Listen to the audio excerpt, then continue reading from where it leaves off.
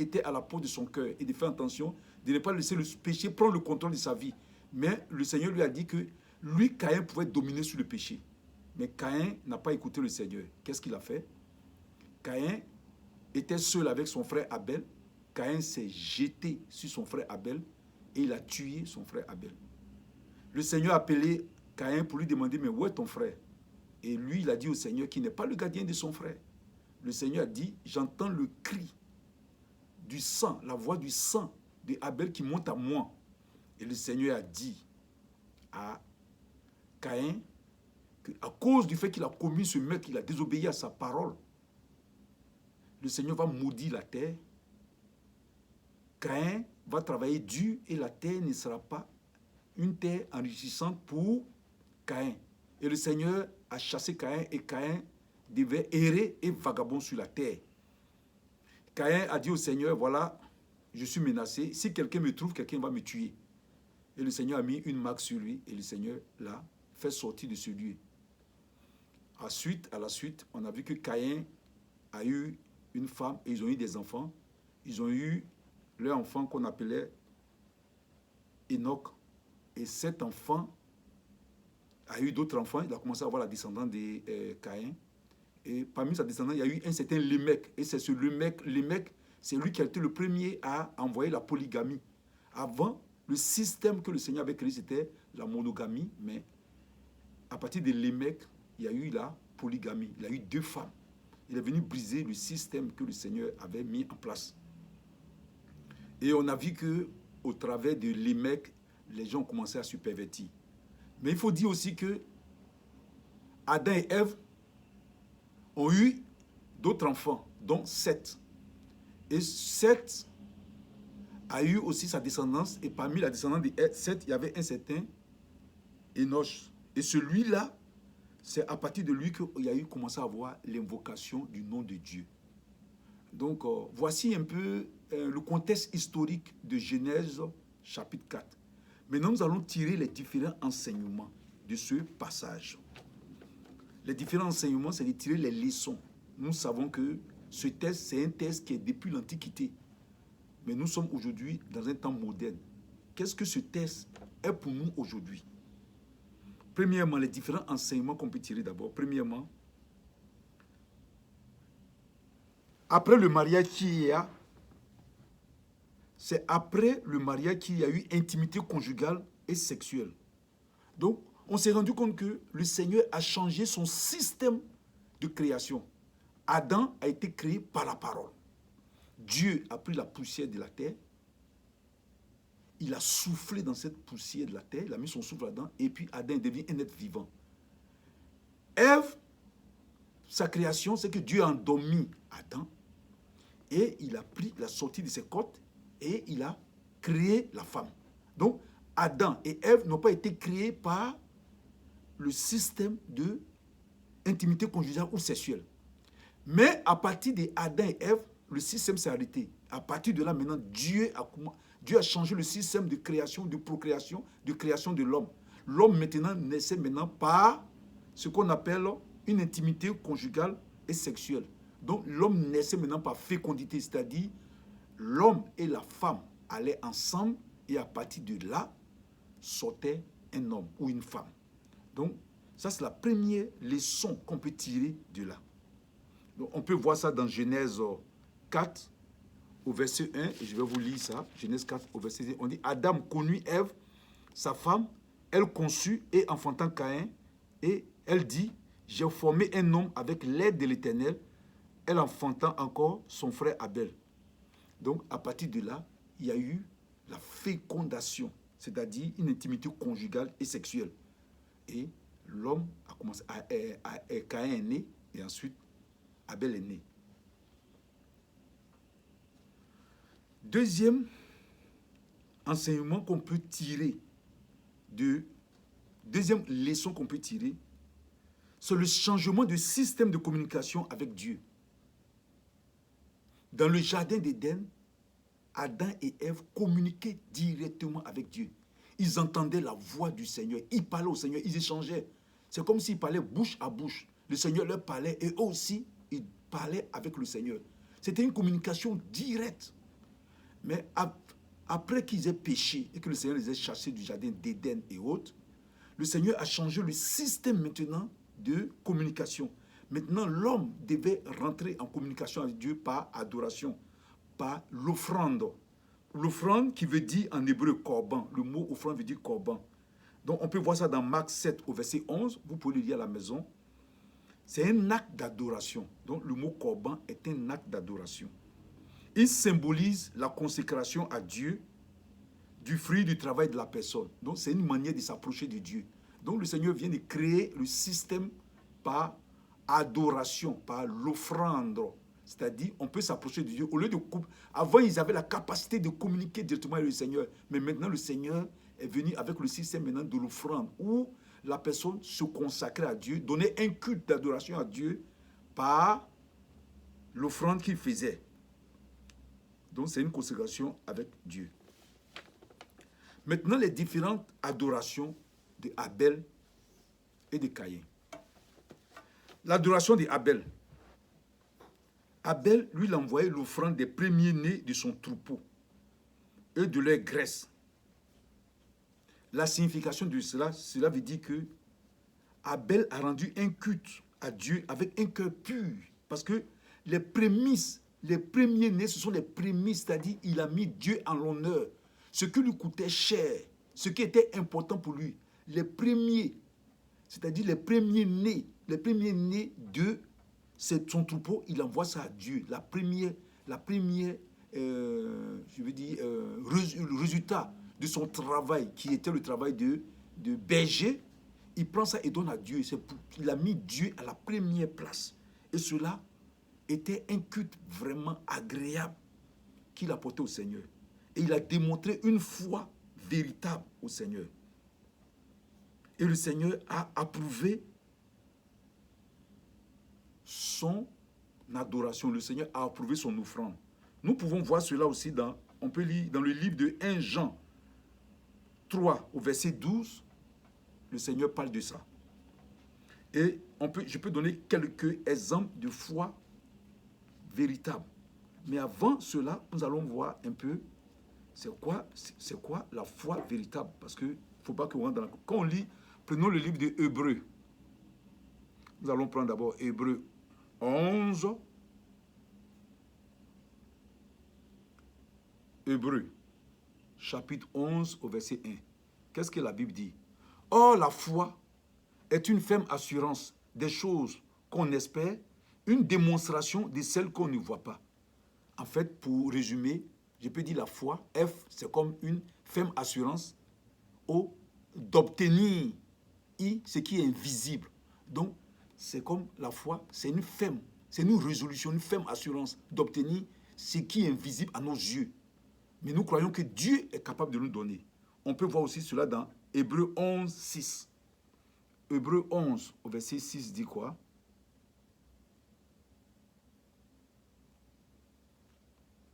Or, sans la foi, il est impossible de lui être agréable. Car il faut que celui qui s'approche de Dieu croit que Dieu existe et qu'il est rémunérateur de ceux qui le cherchent.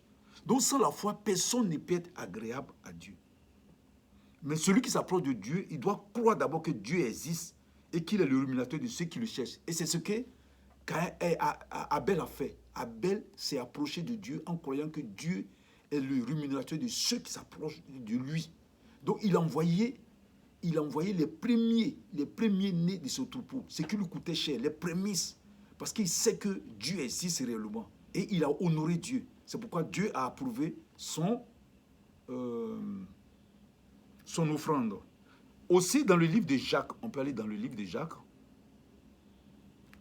Si on va dans le livre de Jacques, on va parler aussi de ce qu'est la foi. Dans le livre de Jacques, donc je vais aller dans le livre de Jacques. Jacques 2, au verset 26, qu'est-ce que la Bible dit? Jacques 2, au verset 26.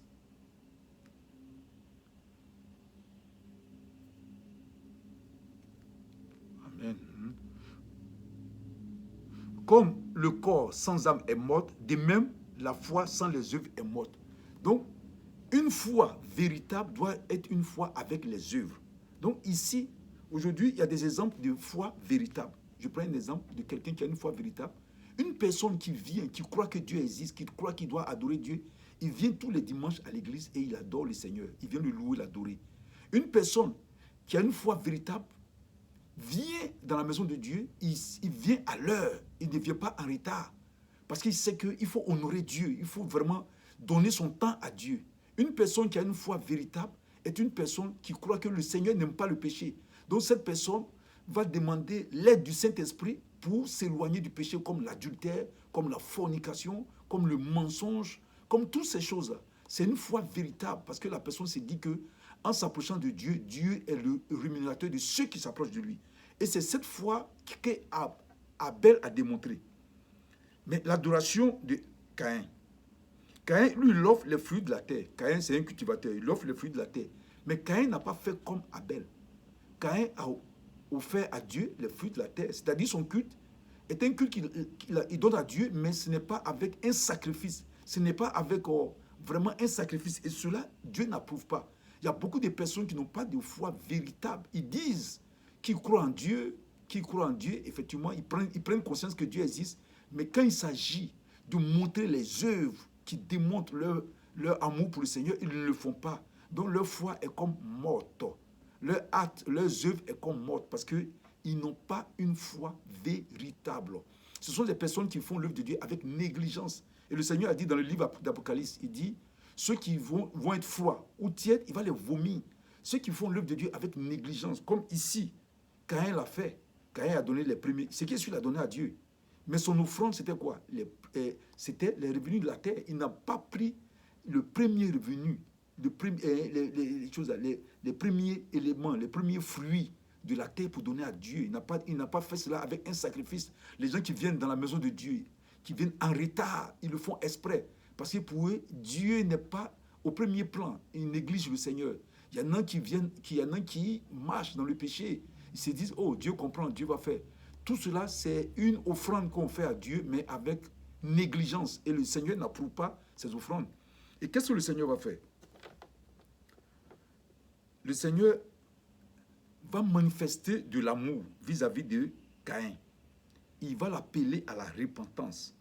Dans Genèse 4, du verset 6 au verset 7, on peut le lire. Et l'Éternel dit à Caïn, pourquoi es-tu irrité?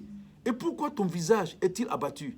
Certainement, si tu agis bien, tu relèveras ton visage. Et si tu agis mal, le péché se couche à la porte et ses désirs se portent vers toi. Mais toi, domine sur lui. Donc ici, le Seigneur fait un appel à la repentance à Caïn parce qu'il a vu la disposition de son cœur. Le Seigneur, dans son amour, veut que Caïn change de façon de faire. Et c'est ce que le Seigneur fait avec nous. Il nous demande de changer notre façon de faire. Quand notre foi n'est pas véritable, il nous appelle à la repentance. Parce que le Seigneur, il n'est pas là pour châtier.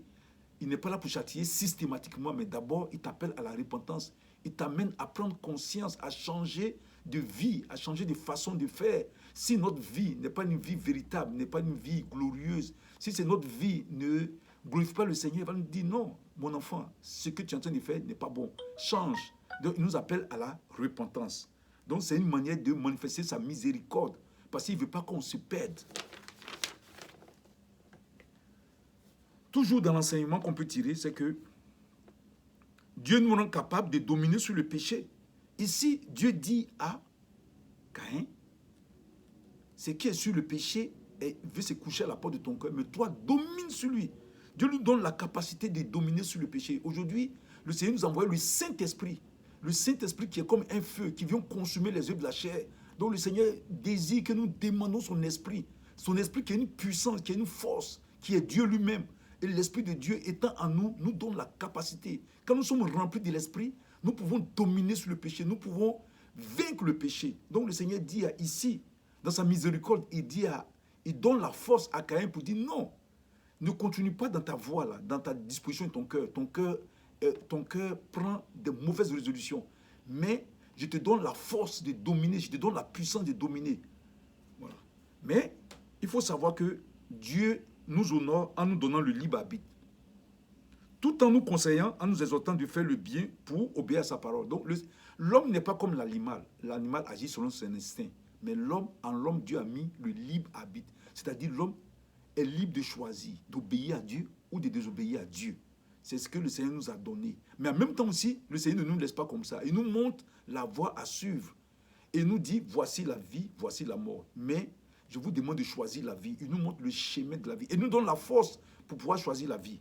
Mais il y a des personnes qui désobéissent et qui choisissent la mort, comme a fait Caïn. Donc, la septième partie, Caïn choisit de désobéir à Dieu. Nous voyons cela dans Genèse 4 au verset 8. Qu'est-ce que Caïn va faire? Cependant, Caïn adressa la parole à son frère Abel, mais comme ils étaient dans les champs, Caïn se jeta sur son frère et le tua. Caïn s'est jeté sur son frère en le tuant. Caïn a préféré écouter son cœur et il est allé commettre le meurtre, il est allé tuer son frère. Le Seigneur a dit, tu ne tueras point ton prochain. Et Caïn a tué son frère. Et le sang de Abel a versé. Ce qu'il faut savoir, c'est que l'âme de l'homme se trouve dans son sang. Nous pouvons voir ça dans Lévitique 17, 11. L'âme se trouve dans le sang. Et l'âme crie. L'âme de l'homme crie.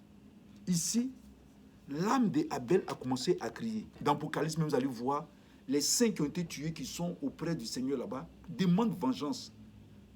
Leur sang crie vengeance.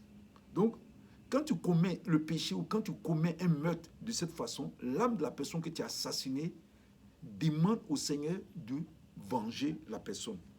Donc, n'oubliez pas que l'âme d'une personne se trouve dans son sang. On peut lire cela dans le livre de Lévitique. Je vais aller dans Lévitique 17, au verset 11. Nous allons lire ça ensemble. Lévitique 17, au verset 11. Nous allons lire cette partie-là.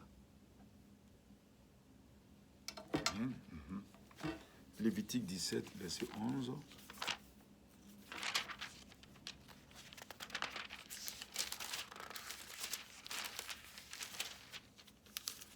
Ok. Donc, Lévitique 17, verset 11. Voici ce que la Bible dit. Car l'âme de la chair est dans le sang. Je vous l'ai donné sur l'autel afin qu'il servît d'expiation pour vos âmes. Donc l'âme de la chair est dans le sang. Ici, l'âme de Abel crie vengeance. Et c'est pourquoi aussi, on ne doit pas oublier que le Seigneur est venu sur la terre. Il a versé son sang pour nous donner la vie. Parce que la vie est dans le sang. Il a versé son sang pour que nous prenions la vie qui est dans son sang et que la mort qui est dans nos sangs, lui, il récupère ça. Donc, c'est ce que le Seigneur a fait. Donc, ici, le sang de Abel crie vengeance. Et les conséquences du péché de Caïn. Nous voyons que dans Genèse 4, verset 12, quand tu cultiveras le sol, il ne te donnera plus sa richesse. Donc, on va au verset 11 d'abord. Maintenant, tu seras maudit de la terre qui a ouvert sa bouche pour recevoir de ta main le sang de ton frère. Quand tu cultiveras le sol, il ne te donnera plus sa richesse, tu seras errant, vagabond sur la terre. Les conséquences du péché, c'est que la première chose, le péché appauvrit. Ceux qui prêchent la richesse sans la sanctification font fausse route. C'est le péché qui appauvrit ici. Lorsque Caïn a tué son frère, Dieu a dit, puisque tu as commis ce péché, la terre sur laquelle tu travailles, là, cette terre-là, ne va plus te donner des richesses. Donc, la prospérité sans la sanctification, ce n'est pas de la prospérité, c'est de la séduction, c'est de la perdition.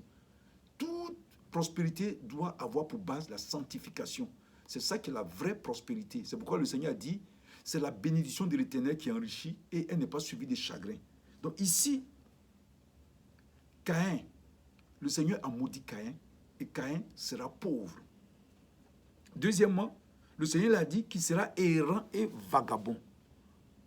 Donc il va se promener sur la terre à cause de la souffrance. Donc il dit tu seras errant et vagabond sur la terre. Et le Seigneur a coupé toute communication avec Caïn.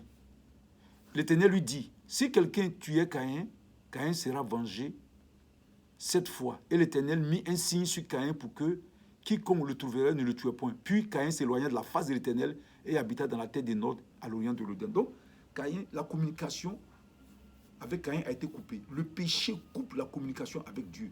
Quand tu pratiques le péché, ta communication avec le Seigneur est totalement coupée. Et les différentes conséquences, c'est que les descendants de Caïn, Caïn et ses descendants sont les pionniers de la civilisation humaine qui s'est éloignée de Dieu. Parce que nous allons voir ici que Caïn connut sa femme au verset 17. Elle conçut et enfanta Enoch. Il bâtit ensuite une ville. Il donna à cette ville le nom de son fils Enoch. Enoch engendra Irad, ainsi de suite. Et cet Enoch engendra Lémec. Lémec prit 2 femmes. Donc, nous voyons que Caïn et sa descendance ont commencé à être les pionniers de la civilisation humaine qui s'éloignait tranquillement de Dieu. Donc, nous voyons que les mecs qui s'éloignent de Dieu, au lieu de prendre une femme, comme le Seigneur a demandé, ils en prennent 2 femmes, donc le péché commence à se répandre tranquillement du fait que le péché entraîne le péché, entraîne le péché. Donc, voici un peu ce qui se passe dans la vie de Caïn et sa descendance. Donc, au verset 10, le Seigneur nous fait comprendre que, il dit, l'Éternel dit, si quelqu'un tuait Caïn, Caïn serait vengé 7 fois. Ici, le Seigneur nous fait comprendre que s'endurcir dans le péché endurcit aussi les conséquences sur la vie de la personne. Parce que tous ceux qui vont s'endurcir dans le péché seront frappés plus fort par le Seigneur. Quand on prend Genèse 4 au verset 15, comme je viens de lire, mais aussi quand on lit le livre de Lévitique 26 au verset 21, donc je vais lire le livre de Lévitique 26 au verset 21 pour qu'on comprenne, non Lévitique 26 au verset 21, nous allons comprendre très bien ce que le Seigneur dit ici, parce que c'est très important. Voilà, Lévitique 26, verset 21. Donc, Lévitique 26, verset 21, qu'est-ce que la parole de Dieu déclare? Voilà. Si vous me résistez et ne voulez point m'écouter, je vous frapperai 7 fois plus selon vos péchés. Donc le Seigneur fait comprendre ici que tous ceux qui vont tuer Caïn, c'est-à-dire ceux qui vont s'entêter pour aller commettre le meurtre, ils seront frappés 7 fois. Ici, dans le livre de Lévitique, le Seigneur dit, ceux qui vont le résister, chaque fois qu'il va voir un châtiment, et que tu vas le résister encore pour commettre le péché, le Seigneur va te frapper 7 fois plus. Donc, la résistance, ceux qui résistent à la parole de Dieu et qui demeurent dans le péché, seront frappés encore plus fort. Donc, c'est ce que le Seigneur est en train de nous faire comprendre ici. Et il parle de 7 fois. C'est-à-dire, le châtiment va monter 7 fois plus. Voilà. Et aussi, Caïn et sa descendance s'endurcissent dans le péché. Donc, Caïn et sa descendance, au travers de la descendance de Caïn, nous avons connu la polygamie. Donc, on voit cela dans Genèse 4, du verset 17 au verset 19. Le mec a été le premier à enfreindre le principe de la monogamie établi par Dieu. Donc, Genèse 2, du verset 21 au verset 24. Donc, la dépravation se répandait progressivement dans les foyers et dans les familles. Donc, nous voyons que la monogamie qui a été établie par Dieu dans Genèse 2, du verset 21 au verset 24, il a dit l'homme quittera son père et sa mère et s'attachera à sa femme et les deux vont former une seule chair. Donc le Seigneur a créé la monogamie. L'homme doit avoir une seule femme. Mais ici, le mec, tranquillement, a introduit la polygamie. Lui seul, il avait 2 femmes. Et nous voyons que la descendance de Caïn commençait à jouer avec le péché, à étendre tranquillement le péché sur la terre. Mais il y a une chose, il y a une question peut-être que vous allez me poser, dont je vais répondre, je vais anticiper. D'où vient la femme de Caïn? La femme de Caïn, ce qui est sûr, parce qu'il y avait une chose à Caïn et Abel. Abel est mort, et puis on voit que Caïn se remarie. Ce que vous devez savoir, quand vous prenez Genèse 4, au verset 25, Adam connut encore sa femme et elle enfanta un fils. Il l'appela du nom de Seth. On a vu qu'après la mort de Abel, Adam et Ève aussi ont eu d'autres enfants. Et ce sont les enfants-là, de leurs enfants-là, qui se sont peuplés, qui ont commencé à se répandre. Et Caïn a pu marier une des filles des enfants d'Adam et Ève. Voilà. Donc, Adam, maintenant, nous voyons que Adam et Ève ont eu des enfants. Et ils ont eu 7. Et à partir de Seth maintenant, on voit que la descendance de Seth maintenant, Seth et sa descendance, qui est Enoch, parce que Seth a eu des enfants et parmi sa descendance, il y a eu un certain Enoch, qui a encouragé un culte collectif à Dieu. On peut lire cela dans Genèse 4, du verset 25 au verset 26. Donc, Adam connut encore sa femme, elle enfanta un fils, elle appela du nom de Seth. Car dit-elle, Dieu m'a donné un autre fils à la place d'Abel, que Caïn a tué. Seth eut un fils, il appela du nom de Enoch. C'est alors que l'on commença à invoquer le nom de l'Éternel. Donc, nous voyons que Seth et sa descendance, Enoch, sont les premiers de la civilisation humaine qui ont commencé à encourager leurs prochains à prier et à adorer Dieu, d'où le fait d'invoquer le nom de Dieu. Donc, Enoch, à partir de Enoch, maintenant, on a commencé à avoir un culte collectif à Dieu. Enoch a commencé à encourager les gens à pouvoir adorer Dieu de manière collective.